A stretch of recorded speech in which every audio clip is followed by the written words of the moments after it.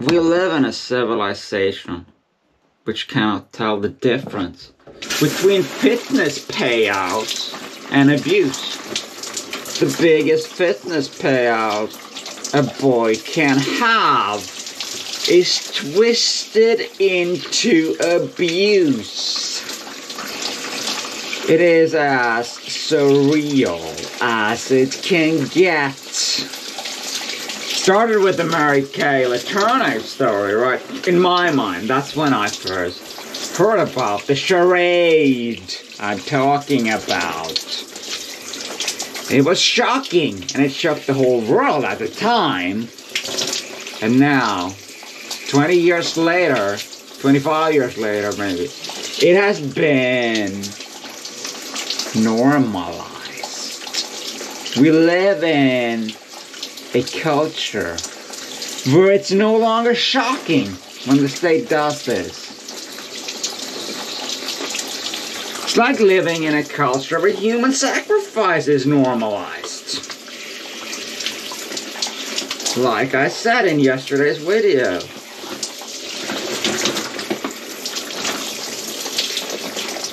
It would be exactly like this, to live in a culture where human sacrifice is normalized, because I am sure the normies didn't object to that any more than they object to the female sex offender charade. And when we get news of these stories like I reported yesterday, they just go about their business because it is normal. And a normie does not have a problem with what is normal, by definition.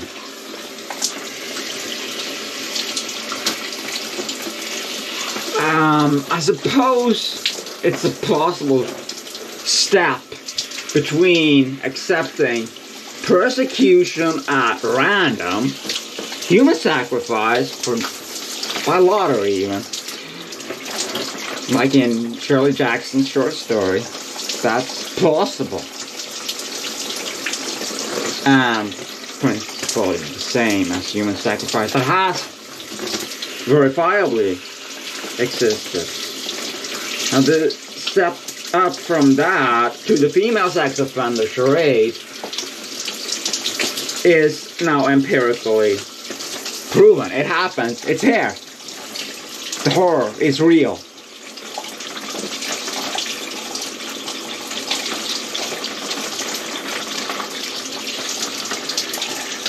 I would have thought 20 years ago that it wouldn't get normalized, because I thought men would, there would be a grown-up in the room who could say, this is absurd. Because when you have the opposite of abuse, when you have fitness payouts that obvious to anyone who can understand either evolutionary psychology or common sense, well, it's just common sense, of course. You know, in a way that, say, debunking witchcraft isn't quite so easy to do just by common sense. You need science in addition, but you don't need science to tell us that the female sex offender charade is a charade. You just need common sense, because it is so salient. Nothing can be more salient than this fitness payout that is twisted into abuse by feminist ideology, which has taken over the justice system. And then instilled a taboo against criticizing it too, on top of that.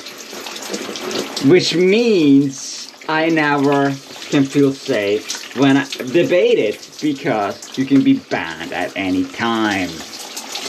But it is so important that I have to speak up, but I can't debate it in detail on this platform. We need to take that debate on a free speech venue, but I challenge anyone to debate this with me, as long as we can do it in a public venue where anybody can see it.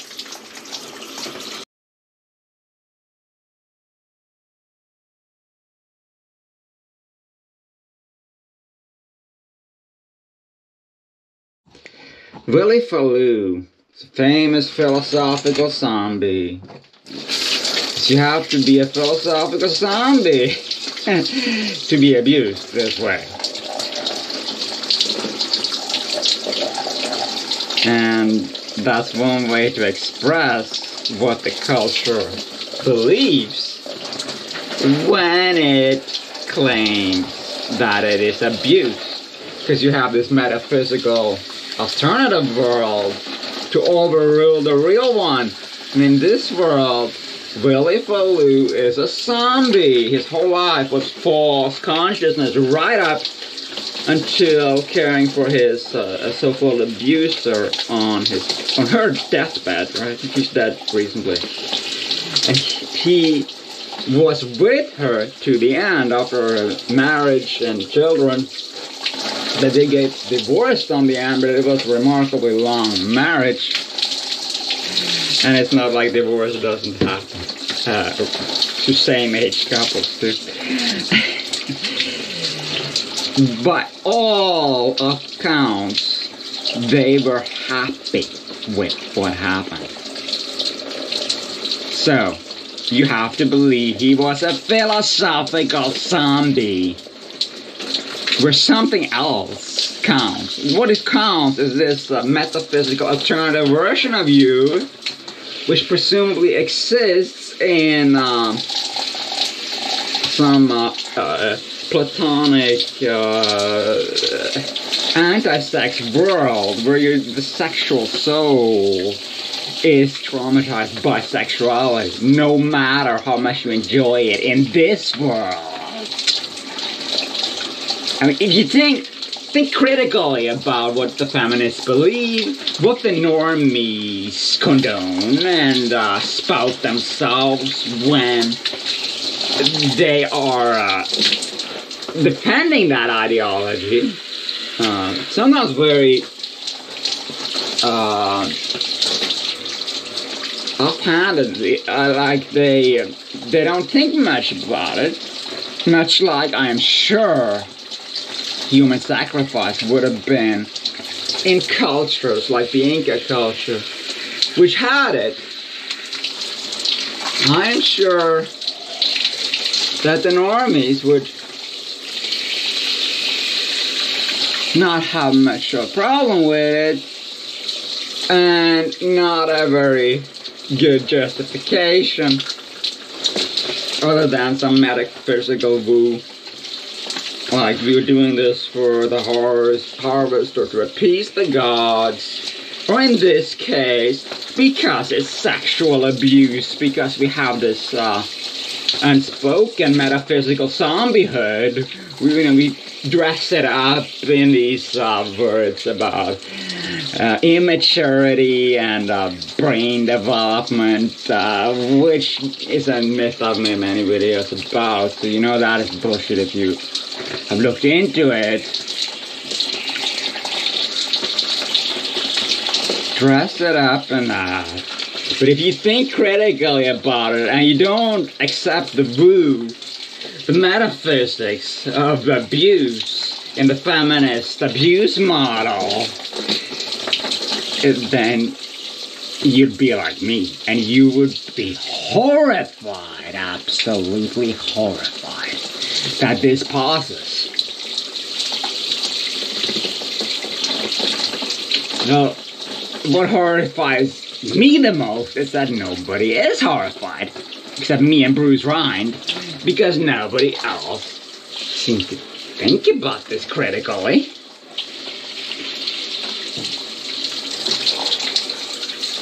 I am horrified.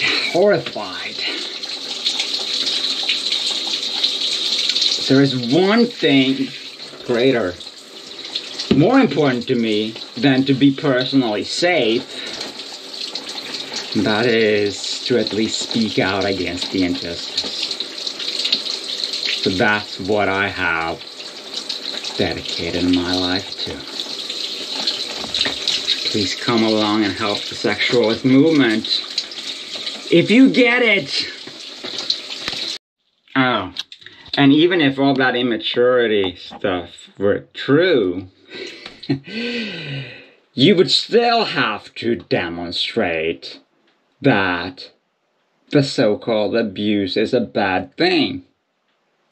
Or else you might as well be prosecuting the lunch lady at your son's school for serving him a healthy meal because he isn't sufficiently mature to understand nutrition, and she works there, so she has some authority, and so it is abuse to serve healthy food to kids at school.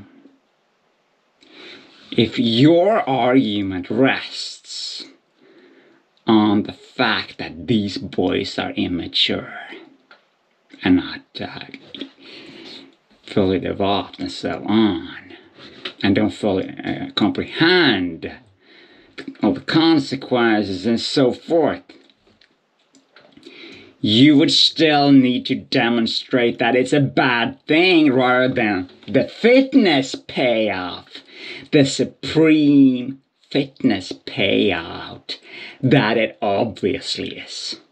To common sense, to evolutionary psychology, to our culture before feminism, right up into the 1970s, 80s, 90s, and then it got progressively worse, really starting in the 90s, this female sex offender charade with Mary Kay Letourneau as the first really famous victim.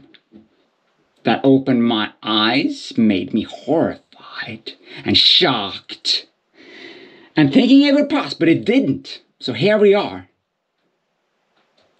We need to address this injustice.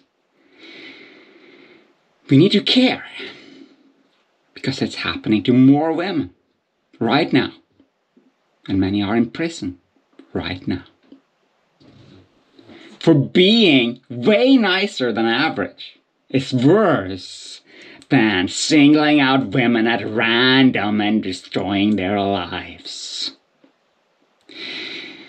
And many of you who actively support this, you call yourself feminists. You have the nerve to call yourself a feminist and me an anti-feminist for speaking out. Why don't you think a little?